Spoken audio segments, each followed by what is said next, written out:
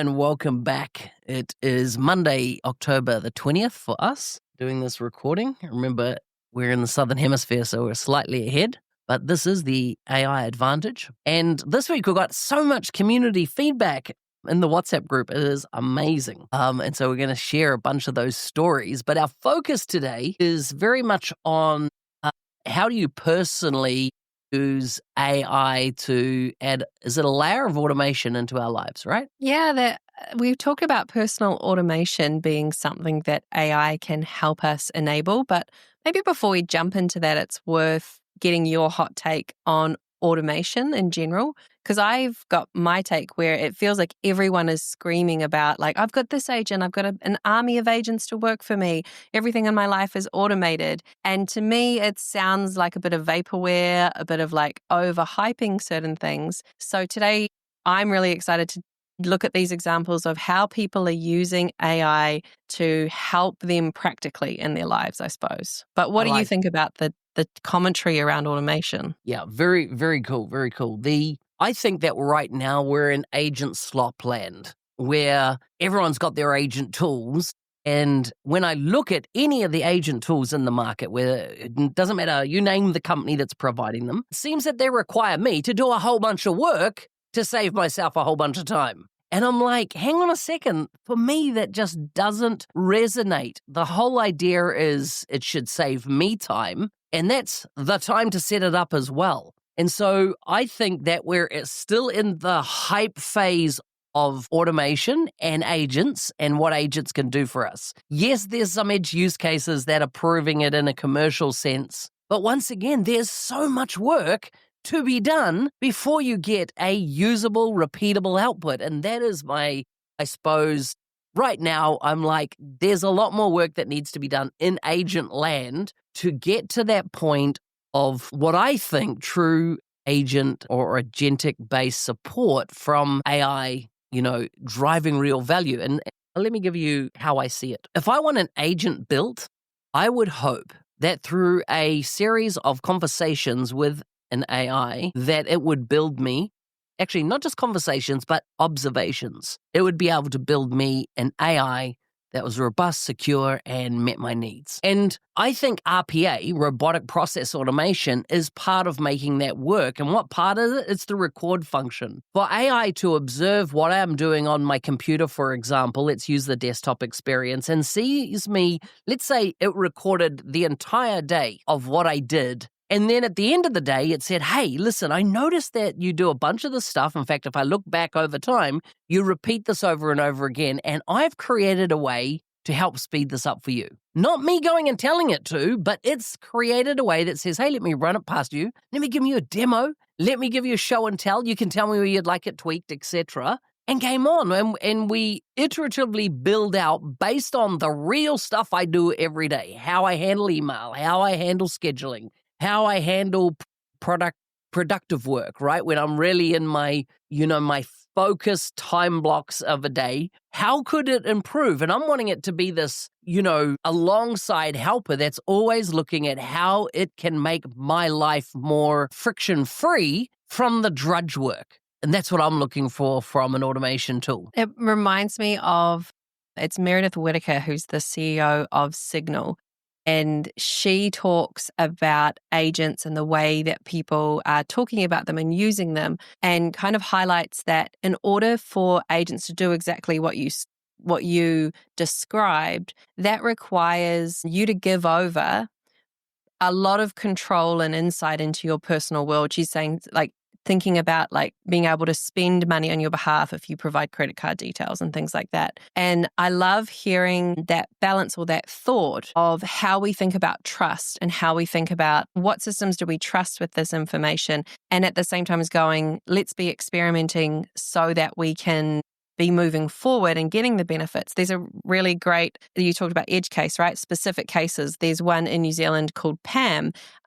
She founder is Nicole Retta, and she is a Māori CEO, and she got sick of carrying all the mental load of family admin, of school information, of meal planning, of all these things. And so she made a personal assistant for that work, right? And so in those scenarios, I think, there's a lot of people are going, great, I need that. And actually one of the pieces of feedback we got from our community, from James, I think it was, who was saying that he was helping his brother use Gemini, Google's Gemini, to make sense of communications that come out of school that kind of, his brother needs to know the so what. What's the so what from all of this? So yeah, I think that we also had a lovely comment from someone say that listens to the podcast that said they love how you and I play two sides of the coin. Like, obviously my risk appetite is more conservative with these things, whereas you're very keen to play and experiment. And so I think that's kind of a note for our listeners as well, for you to think about your own risk appetite.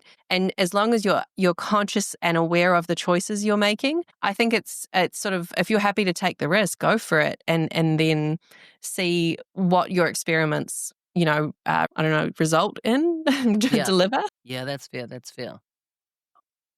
I love the pace of change and the opportunity to continue to learn. I mean, I woke up this morning and decided I need to, I didn't just wake up and decide this morning, but I need to lose some weight. And so for me, my effective way of losing weight is to do fasting. So in some of my more recent research, and by the way, I've been fasting for years. I've done 2 21-day water-only fasts in a single year. I've done multiple 7-day fasts of water only. And then I've done incremental fasting for multiple years. And it's a great way for me to get into ketosis and to control my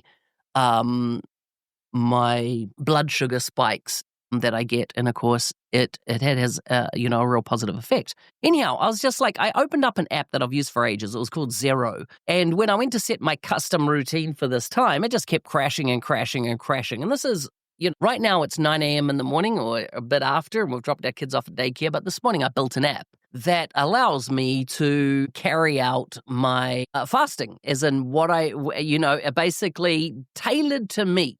And so here you can see it on screen. It's called Fast Flow, which the AI made that up. It's got a tracker in it. It shows us color palette. I can pause the fast. I can resume the fast. There's, my next eating window. This is some sample data in here. It's got a schedule with a kind of where I'm up to in my particular timeline now, and my windows and my increments for that. I can see a progress update, how I'm doing fasting. I haven't tied my weight into it here yet, but kind of gives you a look feel. And then it's got a feed coming in here of tips to help me stay motivated and have the right mindset, etc., while fasting, right? Pretty straightforward. Heaps of tweaks and work needs to be done on that app. But it shows how quickly things are changing. By the way, I built that on a new AI tool that I was only exposed to yesterday called Kimi. And Kimi is, it's out of China, and it's phenomenally amazing how quickly I was able to give that a prompt. It spun up a computer and did 9 different phases of work to actually build out that solution. Now I could go back and prompt changes, etc., into that experience, but that's as far as I got before dropping the kids off. So I feel that we're going into this phase of, as part of, for me, why is that personal productivity? Because I'm a numbers person. I like to see data. I like to see it visualized, and I like to track how I am going. But I don't need all the marketing and crap from the other apps that are out there. And so how quickly was it for me to build an app just for me? It doesn't need to be for anyone else. I don't need to make it device independent. I'm not turning it into a business. It's just for me. It's to achieve a goal that I want to do around my health. And I love the beauty and the speed that it is possible. I didn't have to tell it, what JavaScript to use or whether to use Next.js or whatever. It just chose the best to drive the outcome that I needed to produce at that point. And it put me in mind of that there's a clip of Eric Schmidt, who was the CEO that Google brought in after Larry Page and Sergey Brin had kind of taken the company sort of so far. And then he was the guy that they brought in as CEO. And I think he was chair of the board for a while after that. he was being interviewed and said that AI is going to allow people to build TikTok themselves, the app, if they want to, in a few sentences. And I remember seeing that and it felt far off. It felt like, oh yeah, okay, I can see that being a future. And I was particularly interested in but why would you build your own TikTok app? And what's the point of going to a party if no one else is there, kind of thing? Like, that was where my mind went. But this example this morning, and I saw your prompt, it was like 2 or 3 sentences. And then I also have observed your fasting journey and seen the different apps you've used over the years and how, you kind of have been limited by the Apple Store, the App Store, whatever's in there. And you're always kind of jimmying an existing app that someone else has designed that doesn't quite fit your particular goals or your particular way of doing it. So that was a bit of a moment for me where I was like, oh, this is what he meant. Like that the way that we can design software that is specifically to help our own personal productivity or our own personal purpose, like to serve the purpose that we're trying to go after. Because to you, it's more, I think we have to keep coming back to the why. We get so caught up in talking about the what, like, oh, great, I can build an app. But why? Are we really clear on knowing the purpose of that? And if you can start in a personal context, I think the learning we have there will mean we're so much better at doing that in our work as well. Yeah. We also got a bunch of folks that sent how they're doing personal productivity through this week. And so I thought we'd start with the first one here from Guy Orange. He said, I've used AI a couple of times recently to help with scheduling or on training. I'm attending an online finance course called Rebel Finance School, well worth a look, which is 12 weeks plus exercise homework. So I uploaded the content timetable and had it review my availability and my question on suggestion how much time to dedicate per week and when I would like to finish the course. As I have a rule to challenge my assumptions in the model, it pushed back on how much time I should invest. Once I was happy with the outline, it created ICS files for 3 to 4 sessions a week, split over weeknight and the weekend, along with a study checklist and a summary document with links to all the videos and worksheets. Now, what a brilliant way of using it to drive that productivity, but not destroy everything else you've got on your schedule and your life and things like that, and putting that balance in place. It's so good. I've been writing a series for our newsletter, Tech Trailblazers. I've been writing on learning, and this to me is just such a great application of this idea of using AI to help you learn. And sometimes when we talk about that, we mean, to help you learn a particular topic of interest to a task that you're trying to do. This is so much bigger than that. It's about how do you fit in a certification or a training program or, a uni paper or whatever it might be that you're going after. How do you plan and make the time to do that? I love particularly the creation of the ICS files so you can add it to your calendar and those ICS files containing the relevant worksheets. Super cool. I also did go up and look up Rebel Finance School. How epic. So it's a UK couple who achieved financial independence in 2019. So they've created and offer this 12-week program for free. So it's not like buy my financial literacy course where I never talk about the fact that I made my money by selling financial literacy courses. It's a genuinely, we've learnt this, we've benefited from this knowledge, and now we're going to give it away because it can benefit so many other people. So there were a couple of other people. Emma Claire mentioned that she's doing it as well. So that was a good shout out as a specific example of how you can use it for training and learning support. I like that. On the back of reading Guy's, submission there, I had a different AI this morning pop out my ICS files with my schedule in the calendar for fasting because I'm doing this fast that is 36 hours fasting, 12 hours eating window, then 30. So it rolls through the week.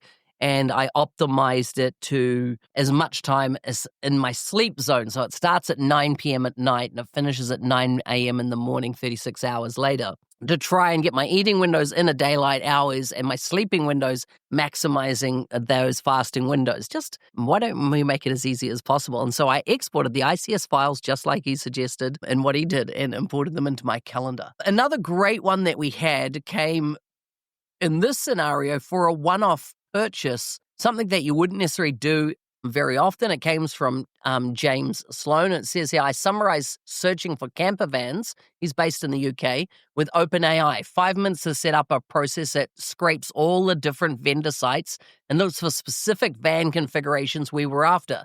The mechanics side of it, the more vague terms like U-shaped seating. It then fired the update list over to me once a day, found the one we brought from a site that he had never heard of before. And so really going outside of, where your bias or your tendency to go with what you know to find something that was totally unique. Once again, a really great use case of personal productivity for a one-off purchase.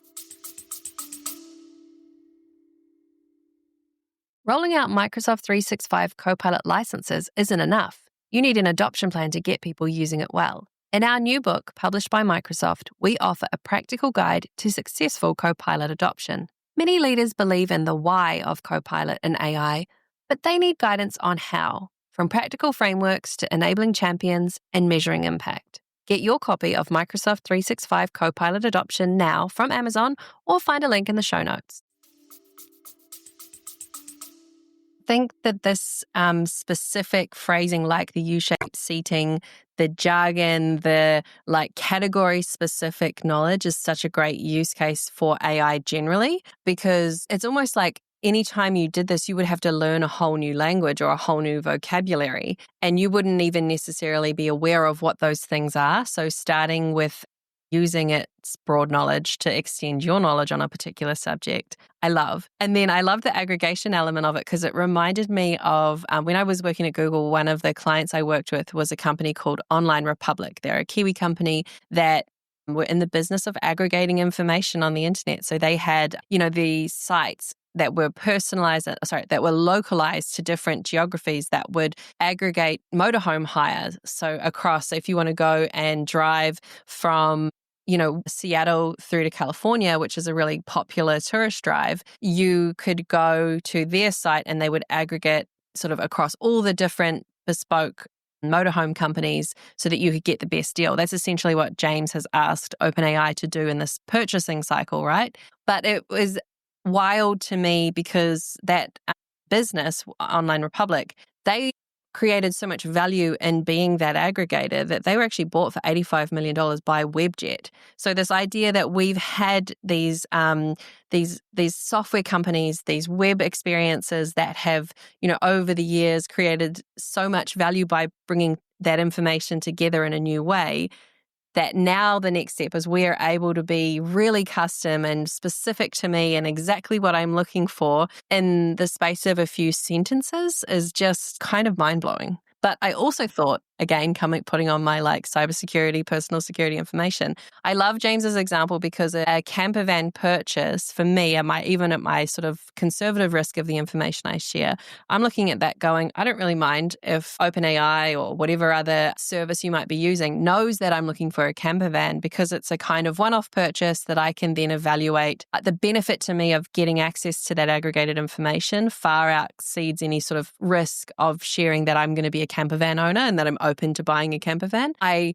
kind of put it into a bucket of say, hey, I probably wouldn't do a similar process at my personal risk level for, say, health insurance, because the information that I would have to put in about, say, I'm actually quite happy to share my information, but if I was responsible for doing it for my whole family, and actually I had this experience speaking with a broker who was using Zoom to record our meeting, and he started going through the questionnaire form with me for health insurance and asking about medical history of me, my children, Mark, which I can say, I don't mind sharing his information either, but particularly for our children, I just actually stopped him. I said, hey, dude, I know Zoom's terms of use. I don't want to be recorded by Zoom telling you all this information about my children. So I probably wouldn't do it for that particular purchase myself unless I was really confident that the service I was using was going to protect my privacy. But camper van purchase, such a great example. Yeah. The last one I want to share is this one from Simon Doy, and he said, I have a daily Copilot schedule prompt, which gives me the top 10 news stories,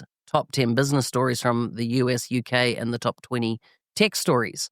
Top 10 TV and movies, and finally the weather. In the prompt, I explain where I'm based and the kind of news and resources I'd like. This was added as I was getting quite random news feeds when I didn't have it. This is helping me cut down on the amount of time I spend keeping on top of things. Once again, an absolute superb example of personal productivity for something that probably happens over and over again. I know for myself, I'm very big on staying current, right? I want to know what's going on in the world. And so when I meet with people, I can have, whether it's podcasting or whatever, I am current on world events. But I also go back to who's making me want to believe this, right? So, and who's making me want to believe it became a bigger and bigger thing that I noticed was happening in my life, particularly through social feeds. Is often there are these, attention-grabbing headlines,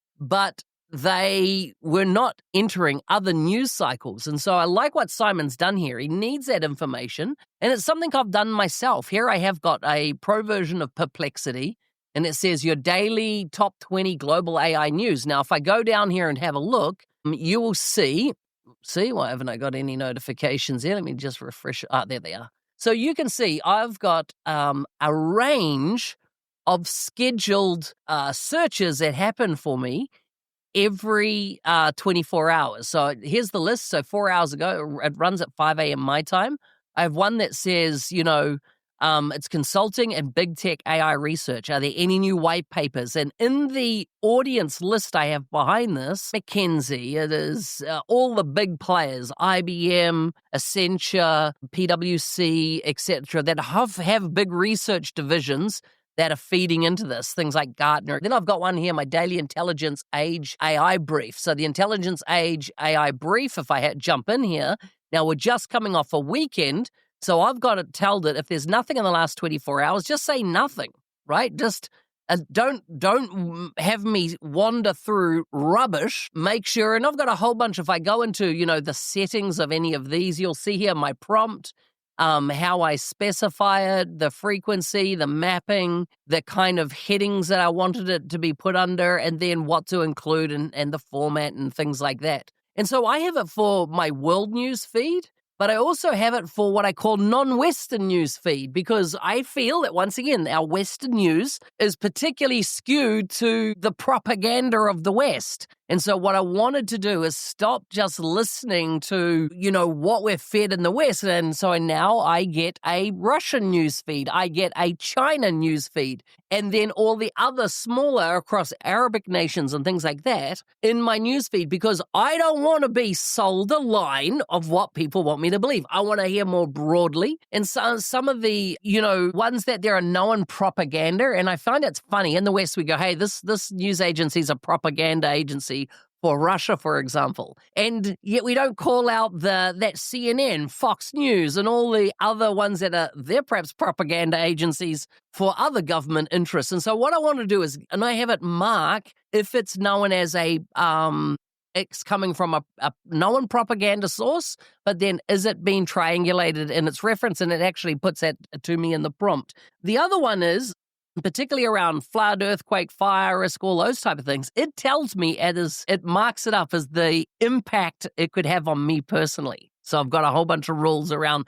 how could this impact me personally, so it does some analysis on it as well. So Simon, I love that, that you're doing a similar type thing there with how you're getting your daily news feed. I love that you guys are focused on news, and I do think it's important, and I do agree with the things you're saying about source triangulation and critical thinking and having those personal checks, that if you're reading something and it's making you suddenly feel like you've got a real strong feeling, because that's what media is designed to do now, you should have a really strong feeling towards one group of people or one type of person. We can check ourselves and remind ourselves that we have more that in common than we have that divides us. But my thing I took away from that was I should be running a scheduled prompt for TV and movies based on my preferences, because by the time I sit down at the end of the day and I want to decompress, we did this last night. This is, we're like, we should watch something. We've been away, we're home, we've done, we've packed things, we've done washing, we've put tired kids to bed, and we're tired, and like we should watch something that is like, maybe I feel like my genre of movie at the moment is like Happy Gilmore is the sweet spot. Like for both of us, we like it, but you watch it once and like, what are you going to watch next time? And of course we didn't. We just sat on our phones, consuming our own personal media because we didn't know what the choice of what movie or TV we were going to watch that would hit that kind of decompression goal was too hard. So now I'm looking at Simon's tip going, okay, I'm going to set a TV and movies feeding it my preferences that I know that are things you and I would both like, so that when we get to the end of the day, I've already got something lined up. I'm doing my own personal scheduling. I'm going to call it a TV guide because that's what the little book used to be called that my nana would choose her TV lineup from. One of the automation apps, I do mainly the grocery shopping in our household, and I know that between there's two major brands that represent any sub-brands in Australia, in New Zealand. I forget I'm not living in Australia now. And what happens is that they alternate week in, week out their discount. So they'll discount, and it's almost like although it's, they wouldn't say they have a monopoly, they have this unspoken thing of, if butter is X price this week, it'll be discounted at the other supplier. And because everything's delivered and we've got accounts with those two major suppliers, I want to do an app that says, here's the things that we consume in our household. It's this brand of butter. It's this brand of Marmite. It's this brand of peanut butter. It is these type of sausages, blah, blah, blah, blah, blah. I want to create an app that automatically taking into account the delivery fees, the discounts, etc., that will aggregate in just for me to my personal home preferences of shopping and always optimize my buying experience. I'm not looking for choice, people. I'm not trying to be on a Monday night looking for choice and trying my hand at a new ragu or something like that. I just want what we eat as staples in our household. And so no creativity, just help me get rid of this thing that happens every week. And if I forget to order if I configure it to allow it to do that on my behalf. This is the problem of living in a country where we have a supermarket duopoly. There are only two. They own all the brands. But there was a really cool guy his name's Miguel Barkley, and he is in the UK, and he had an Instagram account called £1 Meals, and he would use the app that he built, which was a comparison app across all the different supermarkets in the UK to find the best price, produce and items, so that you could create a really affordable, healthy meal for £1 a serve. And I used to be so obsessed and jealous watching that going, it doesn't really work here, but I love the idea of it. I loved all the feedback from the community this week. Yes. It is so fun in the WhatsApp group to see those use cases coming through and other people learning. Like, that's the best thing, right? Like, we keep coming back to this concept of ako, learning and teaching. We're always learning from each other as we share what we know and what we've learned. So if you want to come along and join us there and share your ideas, it's going to be really interesting next week as we look at, for the first time, talking about collaboration and delegation. So this is the human AI teams that are starting to come out more and more in some of those reports you were talking about, Mark, from the likes of Microsoft and Gartner and PwC. I like it. The WhatsApp link, if you want to join the WhatsApp group, is in the show notes. Remember, if you're listening to this as an audio-only podcast, it's available on video on Spotify and YouTube as well. And with that, we will see you next week.